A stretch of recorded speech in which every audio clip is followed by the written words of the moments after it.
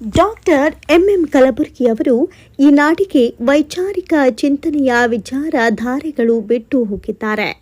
Doctor Kalaburagi ಅವರ ಗಟ್ಟಿ ನಿಲುವು ಸೂರ್ಯ ಚಂದ್ರರಿರುವವರೆಗೆ ಅಳಿಯುವುದಿಲ್ಲ ಅಂತ ಶಾಸಕ ಯಶವಂತರಾಯಗೌಡ ಪಾಟೀಲ ಹೇಳಿದರು. ಅವರು ಪಟ್ಟಣದ ಗುರುಭವನದಲ್ಲಿ ಕಲಬುರಗಿ ಫೌಂಡೇಶನ್ ವಿಜಯಪುರ ಹಾಗೂ ಭೀಮಾಂತರಂಗ ಸಾಹಿತ್ಯಕ ಸಾಂಸ್ಕೃತಿಕ ಜಗಲಿ ಇಂಡಿ ಸಹಯೋಗದಲ್ಲಿ ಡಾಕ್ಟರ್ ಎಂಎಂ ಕಲಬುರ್ಗಿ ವಚನ ಸಿರಿ ಮತ್ತು ಸಾಹಿತ್ಯ ಸಿರಿ ಪ್ರಶಸ್ತಿ ಪ್ರದಾನ ಸಮಾರಂಭದಲ್ಲಿ ಪ್ರಶಸ್ತಿ ಪ್ರದಾನ ಮಾಡಿ ಮಾತನಾಡಿದರು. ವಾಸ್ತವಿಕತೆ ಮಾತನಾಡುವಾಗ ನೋವುಗಳು ಬಹಳಷ್ಟು ಬರುತ್ತವೆ. ವಾಸ್ತವಿಕತೆಯ ವಿಚಾರಗಳಿಗೆ ಸಮಾಜ ಒಪ್ಪುವುದಿಲ್ಲ. ಇದನ್ನು ಮೀರಿ ಡಾಕ್ಟರ್ ಕಲಬುರ್ಗಿ ಅವರು ಗಟ್ಟಿತನ ಪ್ರತಿಪಾದಿಸಿದ್ದಾರೆ. ಗಟ್ಟಿ ವಿಚಾರದಲ್ಲಿ ವೈಚಾರಿಕತೆಯ ಚಿಂತನೆಯಲ್ಲಿ ಡಾಕ್ಟರ್ ಎಂಎಂ ಕಲಬುರ್ಗಿ ಅವರು ಮೊದಲಿಗರಾಗಿ ನಿಲ್ಲುತ್ತಾರೆ. ಅಂತಹ ಗಟ್ಟಿ ನಿಲುವು ಹೊಂದಿರುವವರು ಡಾಕ್ಟರ್ ಕಲಬುರ್ಗಿ ಅವರು ಅಂತ ಹೇಳಿದರು. ವೈಚಾರಿಕತೆಯ ಚಿಂತನೆಯನ್ನ ಹತ್ಯೆ ಮಾಡುವ ದುಷ್ಕರ್ಮಿಗಳನ್ನ ಸೆದೆಬಡಿಯಬೇಕು. ಡಾಕ್ಟರ್ ಕಲಬುರ್ಗಿ ಅವರಂತಹ ವೈಚಾರಿಕತೆ ನಿಲುವು ಹೊಂದಿದ ಕುಟುಂಬಗಳಿಗೆ ಆಗಿರುವ ನೋವು ಸರ್ಕಾರ ಆಲಿಸಬೇಕು. ದುಷ್ಕರ್ಮಿಗಳನ್ನ ಬೇಗ ಬಂಧಿಸಲು ಸರ್ಕಾರಕ್ಕೆ ಮನವಿ ಮಾಡಿದ್ರು. ದೇಶ ನಾಡಿನುದ್ದಕ್ಕೂ ಕಲಬುರ್ಗಿ ಫೌಂಡೇಶನ್ ಮೂಲಕ ಡಾಕ್ಟರ್ ಎಂಎಂ ಕಲಬುರ್ಗಿ ಅವರ ಚಿಂತನೆ, ವೈಚಾರಿಕ ನಿಲುವುಗಳು ಪ್ರಚಾರಪಡಿಸುವ ಕೆಲಸ ನಡೆಯಲಿ ಅಂತ ಹೇಳಿದ ಅವರು, ಬಸವಣ್ಣನವರನ್ನ ಇನ್ನಷ್ಟು ಎತ್ತರಕ್ಕೆ ಕರೆದುಕೊಂಡು ಹೋದರೆ ಸಮಾಜ ಎತ್ತರಕ್ಕೆ ಬೆಳೆಯೋದರ ಜೊತೆಗೆ ಸಮಾಜ ಪರಿವರ್ತನೆಗೆ ಸಾಧ್ಯವಾಗುತ್ತೆ ಅಂತ ಹೇಳಿದರು. ಭೀಮೆಯ ದಡದಲ್ಲಿ ಹಲವು ಜನ ಪುಣ್ಯ ಪುರುಷರು, ಸಾಹಿತಿಗಳು, ಚಿಂತಕರು ಆಗಿ ಹೋಗಿದ್ದಾರೆ. ಕೆಲ ಕುಟುಂಬಗಳ ಕಲಹವನ್ನ ವೈಭವೀಕರಿಸಿ ಭೀಮೆಗೆ ಕೆಟ್ಕಳಂಕ ಹೆಚ್ಚಿಸಿದ್ದಾರೆ. ಸ್ವತಂತ್ರ ಸಿಗುವವರೆಗೂ ಮದುವೆಯಾಗೋದಿಲ್ಲ ಅಂತ ಅಂದು ಹೇಳಿದ ಹಲಸಂಗಿಯ ಧೂಳ ಸಾಹೇಬರಂತಹ ದೇಶಭಕ್ತರು ಭೀಮೆಯ ದಡದಲ್ಲಿ ಆಗಿ ಹೋಗಿದ್ದಾರೆ. ಅಂಥವರನ್ನ ವೈಭವೀಕರಿಸಿ ಸಾಹಿತ್ಯ ಲೋಕಕ್ಕೆ ಅನನ್ಯ ಕೊಡುಗೆ ನೀಡಿದ್ದು ಇಂಡಿ ತಾಲೂಕು ಎಂಬುದು ಅಭಿಮಾನದಿಂದ ಹೇಳಬೇಕಾಗಿದೆ. ಭೀಮೆಗೆ ಅಂಟಿದ ಕೆಟ್ಟ ಕಳಂಕ ಅಳಿಸಲು ಈ ಭಾಗಕ್ಕೆ ಲಿಂಬೆನಾಡು ಅಂತ ಹೆಸರಿಡಲಾಗಿದೆ ಅಂತ ಹೇಳಿದ್ರು. ಬೆಂಗಳೂರಿನ ಕುವೆಂಪು ಭಾಷಾ ಭಾರತಿ ಪ್ರಾಧಿಕಾರದ ಅಧ್ಯಕ್ಷ ಡಾಕ್ಟರ್ ಚೆನ್ನಪ್ಪ ಕಟ್ಟಿ ಮಾತನಾಡಿ, ಡಾಕ್ಟರ್ ಎಂಎಂ ಕಲಬುರ್ಗಿ ಅವರು ಸೈದ್ಧಾಂತಿಕ ಚಿಂತನೆ, ಬರವಣಿಗೆ ಬಿಟ್ಟು ಹೋಗಿದ್ದಾರೆ. ಈ ನೆಲ ನಿಲ್ಲುವುದಕ್ಕಾಗಿ ಅಲ್ಲ, ನಡೆಯುವುದಕ್ಕಾಗಿ ಎಂಬ ಸ್ಪಷ್ಟ ನಿಲುವು ಡಾಕ್ಟರ್ ಕಲಬುರ್ಗಿ ಅವರು ಹೊಂದಿದ್ರು ಅಂತ ಹೇಳಿದರು. ಸಾಹಿತ್ಯ ಸಿರಿ ಪ್ರಶಸ್ತಿ ಸ್ವೀಕರಿಸಿ ಮಾತನಾಡಿದ ಜಾನಪದ ತಜ್ಞ ಡಾಕ್ಟರ್ ಎಂಎಂ ಪಡಶೆಟ್ಟಿಯವರು ಮಾತನಾಡಿ, ಸಾವಿರಾರು ವಿದ್ಯಾರ್ಥಿಗಳಿಗೆ ಬದುಕು ಕೊಟ್ಟವರು ಡಾಕ್ಟರ್ ಕಲಬುರ್ಗಿ ಅವರು ಅಂತ ಹೇಳಿದ ಅವರು, ಸತ್ಯಕ್ಕಾಗಿ ಜೀವ ಕೊಟ್ಟಿದ್ದಾರೆ.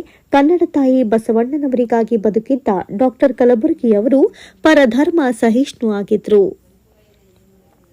ಒಬ್ಬ ವ್ಯಕ್ತಿಯನ್ನ ಕೊಲ್ಲಬಹುದು, ಆದರೆ ಜ್ಞಾನಿಯ ವೈಚಾರಿಕ ಚಿಂತನೆ ಕೊಲ್ಲಲು ಯಾರಿಂದಲೂ ಸಾಧ್ಯವಿಲ್ಲ. ನಮ್ಮದು ಬಹು ಸಂಸ್ಕೃತಿಯ ನಾಡು.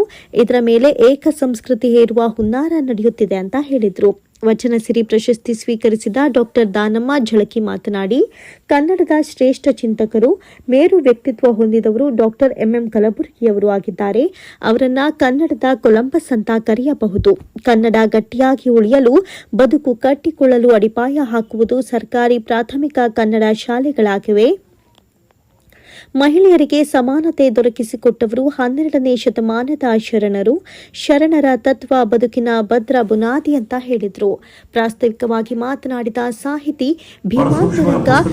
ಭೀಮಾಂತರಂಗ ಸಾಹಿತ್ಯಿಕ ಸಾಂಸ್ಕೃತಿಕ ಜಗಲಿ ಕೇಂದ್ರದ ಸದಸ್ಯ ಸಿಎಂ ಬಂಡೇರ ಅವರು, ಕನ್ನಡ ನಾಡು ಸಂಸ್ಕೃತಿ ಚಿಂತನೆಗಳಿಗೆ ಹೆಸರಾಗಿದೆ. ಸಂಸ್ಕೃತಿ ಚಿಂತನೆಗೆ ನಾಡಿನುದ್ದಕ್ಕೂ ಮಾರ್ಗದರ್ಶಕರಾಗಿದ್ದವರು ಡಾಕ್ಟರ್ ಎಂಎಂ ಕಲಬುರ್ಗಿ ಅವರು ಅಂತ ಹೇಳಿದ ಅವರು, ಗಡಿಭಾಗದಲ್ಲಿ ವೈಚಾರಿಕ ಚಿಂತನೆ ನಡೆಯಬೇಕು ಎಂಬ ಕಳಕಳಿ ಹೊಂದಿರುವವರು ಶಾಸಕರಾದ ಯಶವಂತರಾಯಗೌಡ ಪಾಟೀಲರದ್ದು. ಸಾಮಾಜಿಕ ಕಾರ್ಯದಲ್ಲಿ ತೊಡಗಿರುವ ಕಲಬುರಗಿ ಫೌಂಡೇಶನ್ ಕಾರ್ಯ ಶ್ಲಾಘನೀಯ ಅಂತ ಹೇಳಿದರು. ಡಾಕ್ಟರ್ ಗೋ ಹಳಕಟ್ಟಿ ಸಂಶೋಧನಾ ಕೇಂದ್ರದ ಕಾರ್ಯದರ್ಶಿ doctor MS Madabhavi, Kalaburagi foundation ಅಧ್ಯಕ್ಷ ಶಿವಲಿಂಗಪ್ಪ ಕಲಬುರ್ಗಿ ಮಾತನಾಡಿದರು. ಬಿಇಒ ಸುಜಾತ ಹುನ್ನೂರ ವೇದಿಕೆಯಲ್ಲಿದ್ದರು. ಸಾಹಿತಿ ಸಂಶೋಧಕ ಡಿಎನ್ ಅಕ್ಕಿ, ಸುಧಾರಕ ಗೌಡ ಬಿರಾದಾರ, ಪಿಬಿ ಕತ್ತಿ, ಪ್ರಶಾಂತ್ ಕಾಳೆ, ಜಾವೀದ ಮುನ್ನೀನ, ಚನ್ನಗೌಡ ಪಾಟೀಲ, ಶಂಕರಗೌಡ ಪಾಟೀಲ, ಶಂಕರಗೌಡ ಬಂಡಿ, ಸಂಗನಗೌಡ ಹಜಳದ, ವೈಜಿ ಬಿರಾದಾರ, ಗೀತಯೋಗಿ, ಶ್ರೀಧರ ಹಿಪ್ಪರಗಿ, ಡಾಕ್ಟರ್ ರಾಜಶ್ರೀ ಮಾರನೂರ, ಸಕೀನಾ ಪಾಟೀಲ, ಪ್ರಕಾಶ್ ಐರೋಡಗಿ, ಮಲ್ಲಿಕಾರ್ಜುನ ಪಟ್ಟಣಶೆಟ್ಟಿ, ಭೀಮಣ್ಣ ಕುಲಗಿ ಮೊದಲಾದವರು ಕಾರ್ಯಕ್ರಮದಲ್ಲಿ ಪಾಲ್ಗೊಂಡಿದ್ದರು. ರಾಘವೇಂದ್ರ ಕುಲಕರ್ಣಿ ಸ್ವಾಗತಿಸಿದರು. ಸಂತೋಷ ಬಂಡೆ ಭಗವಂತಗೌಡರ ನಿರೂಪಿಸಿದರು. ವೈಜಿ ಬಿರಾದಾರ ವಂದಿಸಿದರು. ಇದೇ ಸಂದರ್ಭದಲ್ಲಿ ಫೌಂಡೇಶನ್ ವತಿಯಿಂದ ಸಾಹಿತ್ಯ ಸಿರಿ, ವಚನ ಸಿರಿ ಪ್ರಶಸ್ತಿಯನ್ನು ನೀಡಲಾಯಿತು. ಎಸ್ಎಸ್ಎಲ್ಸಿ ಪರೀಕ್ಷೆಯಲ್ಲಿ ತಾಲೂಕಿಗೆ ಹೆಚ್ಚು ಅಂಕಗಳನ್ನು ಪಡೆದ ವಿದ್ಯಾರ್ಥಿಗಳಿಗೆ ಸನ್ಮಾನಿಸಿ ನಗದು ಪ್ರೋತ್ಸಾಹ. ಇಂಥ ದುಷ್ಕರ್ಮಿಗಳನ್ನ ಸದೆ ಬಿಡಲಿಲ್ಲ ಅಂದ್ರೆ ನೀವು ಸಮಾಜಕ್ಕೆ ಏನು ಉತ್ತರದಾಗಿರ್ತೀರಿ? Every government has accountability. ಸರ್ಕಾರ ಉತ್ತರದಾಗಿರ್ಬೇಕಾಗ್ತದೆ. ನಾವು ಈ ಸಮಾಜವನ್ನ ಯಾರು ಇಂಥ ವ್ಯಕ್ತಿತ್ವ ಉಳ್ಳವರು ಇರ್ತಾರೆ, ಇವರಿಗೆ ನೋವಾದಾಗ ಕುಟುಂಬದ ಮೇಲೆ ಆಗಿರ್ತಕ್ಕಂಥ ಪರಿಣಾಮಗಳನ್ನ ಗಮನಿಸಬೇಕಲ್ಲ. ನಾವು ಕಲಬುರಗಿಯವರ ಅಭಿಮಾನಿಗಳ ಮೇಲೆ ಏನು ಪರಿಣಾಮ ಆಗಿದೆ ಅನ್ನೋದನ್ನ ಗಮನಿಸ್ತಕ್ಕಂಥ ಆ ನಾಗರಿಕತ್ವ ನಮ್ಮಲ್ಲಿ ಇರಬೇಕು ಇಲ್ಲೋ ಅನ್ನೋದನ್ನ ಗಮನಿಸ್ತಕ್ಕಂಥ ಪ್ರಯತ್ನ ಸರ್ಕಾರಗಳು ಮಾಡಲಿ ಅಂತ ಹೇಳಿ ನಾನು ಈ ಸಂದರ್ಭದಲ್ಲಿ ಆಶಿಸಿ, ಒಟ್ಟಾರೆ ಈ ಕಾರ್ಯಕ್ರಮ ಬಹಳ ಅತ್ಯಂತ ಸಂಭ್ರಮದಿಂದ ಸಂತೋಷದಿಂದ ಈ ಗಡಿನಾಡಿನಲ್ಲಿ, ನಿಂಬೆ ನಾಡಿನಲ್ಲಿ, ನಾನು ಇತ್ತೀಚೆಗೆ ನಿಂಬೆ ಅಭಿವೃದ್ಧಿ ಮಂಡಳಿಯನ್ನು ಮಾಡಿ ಈ ಭಾಗ ನನಗೇನು ಭೀಮಾ ತೀರ ಅಂತ ಕರೀತೀರಿ, ಆ ಭೀಮಾ ತೀರ ಅನ್ನೋದನ್ನು ಅಡಕಿಸಿ ಭೀಮೆಯ ಸಿರಿಯಾಗಲಿ, ನಿಂಬೆ ನಾಡಾಗಲಿ ಈ ಭಾಗ ಎಲ್ಲದರಲ್ಲೂ ಮೊದಲಿಗೆ ಬರಲಿ ಅಂತಕ್ಕಂಥ ಅತ್ಯಂತ ಸದಾಶಯದಿಂದ ಈ ಭಾಗ ಬೆಳಗಲಿ. ನಾವೆಲ್ಲರೂ ಇನ್ನೊಂದು ಸದ್ದೋರಿದೆವು, ಇಲ್ಲಿ ಸಮಕಾಲೀನರು ಹೋದಾಗ ಬಹುತೇಕ ಅವರೆಲ್ಲರನ್ನ ಕರ್ನಾಟಕ ಸರ್ಕಾರಕ್ಕೆ ನಾನು ಅಭಿನಂದನೆ ಸಲ್ಲಿಸ್ತೀನಿ. ಇವತ್ತು ಅವರಿಗೆ ಕುವೆಂಪು ಭಾಷಾ ಭಾರತಿ ಪ್ರಾಧಿಕಾರದ ಸಮಾರಂಭವನ್ನ ಸಾಕ್ಷೀಕರಿಸ್ತಾ ಇದ್ದೀವಿ. ಗಟ್ಟಿ ನಿಲುವಿಗೆ ಬಸವಣ್ಣನಿಂದ ಅನೇಕರನ್ನ ನಾವೆಲ್ಲ ಕಾಣ್ತೀವಿ ನಾಡಿನಲ್ಲಿ, ಪ್ರಪಂಚದಲ್ಲಿ. ಎಲ್ಲಿ ಗಟ್ಟಿ ಇರುತ್ತೆ ಅಲ್ಲಿ ನೋವುಗಳು ಸಹಿತ ಇರ್ತಾವ. ವಾಸ್ತವಿಕತೆವಾದ ಈ ಪ್ರಪಂಚದಲ್ಲಿ ಮಾತನಾಡೋದು ಸಹಿತ ಪ್ರಾಮಾಣಿಕವಾಗಿ ಹೇಳ್ಬೇಕಂದ್ರೆ ಅದು ಮಾತನಾಡುವುದು ಅಂತಕ್ಕಂಥ ವಾತಾವರಣ ಆಗಿರುತ್ತೆ. ಆದ್ರೆ ಕಲಬುರಗಿಯವರ ಬದುಕು, ಅವರ ಆ ವಿಶೇಷವಾದಂಥ ಆ ಗುಣಗಳು ನಾವೆಲ್ಲ ಇವತ್ತು ಮೆಲ್ಕನ್ನ ಹಾಕಬೇಕಾಗ್ತದೆ. ಅವರ ಗಟ್ಟಿತನವನ್ನ, ಅದರ ಪ್ರತಿಪಾದನೆಯನ್ನ ಮಾಡಿದವರಿಗೆ ಅನೇಕ ನೋವುಗಳಾಗಿರ್ಬೋದು. ಪಡಶೆಟ್ಟಿಯವರು ಗೌರವದ ಜೊತೆಗೆ ನೋವಿನ ಮಾತುಗಳನ್ನು ಹೇಳಿದ್ರು.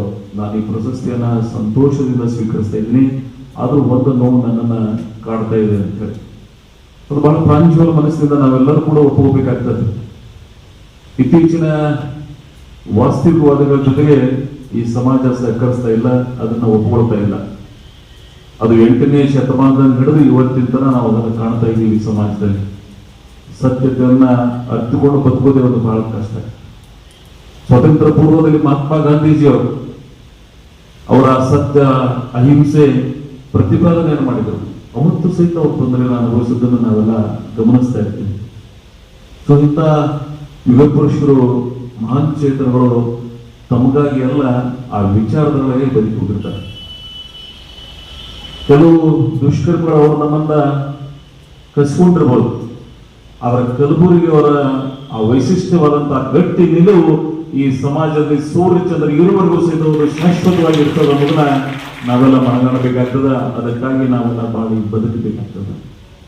ಗಟ್ಟಿ ನಿಲುವಿನ ಜೊತೆಗೆ ನಮ್ಮ ಜೀವನವನ್ನ ಸಾಗಿಸಬೇಕಾಗ್ತದೆ. ಸೊ ಕಲಬುರಗಿಯವರು ಒಂದ್ ದಿವಸ ಹೋಗುದಿತ್ತು, ಭಗವಂತ ನಮ್ಮ ಒಂದ್ ದಿವಸ ಕರ್ಕೊಂಡು ಹೋಗ್ತಾನೆ. ಅದರ ಸಮಾಜದಲ್ಲಿ ಆ ವೈಚಾರಿಕ ವಿಚಾರಧಾರೆಗಳನ್ನ, ಈ ಸಮಾಜಕ್ಕೆ ತಮ್ಮದೇ ಆದಂತಹ ಅನನ್ಯ ಒಂದು ವಿಚಾರಧಾರೆಗಳನ್ನ ಕೊಟ್ಟು ಹೋಗಿದ್ದಾರೆ. ಕಲಬುರಗಿಯವರ ಬದುಕು, ಬರಹವನ್ನ, ಅವರ ವಿಶೇಷವಾದಂತಹ ಬದುಕಿನ ಸ್ವರೂಪವನ್ನ ಈ ಫೌಂಡೇಶನ್ ಅವರು, ನೀವೇನು ಅವರ ಕುಟುಂಬದ ಫೌಂಡೇಶನ್ ಅವರಿಗೆ ಅಭಿನಂದನೆಯನ್ನು ಸಲ್ಲಿಸ್ತಾ ಇದ್ದೀನಿ. ಹಾಗೆ ಅವರ ಜೊತೆಗೆ ಸಹಯೋಗದಲ್ಲಿ ಇವತ್ತು ಭೀಮಾ ತರಂಗ ನಾನು ಕಂಡಿರ್ತಕ್ಕಂಥ ಕೋವಿಡ್ ದಲ್ಲಿ ಹುಟ್ಟಿರ್ತಕ್ಕಂಥ ಒಂದು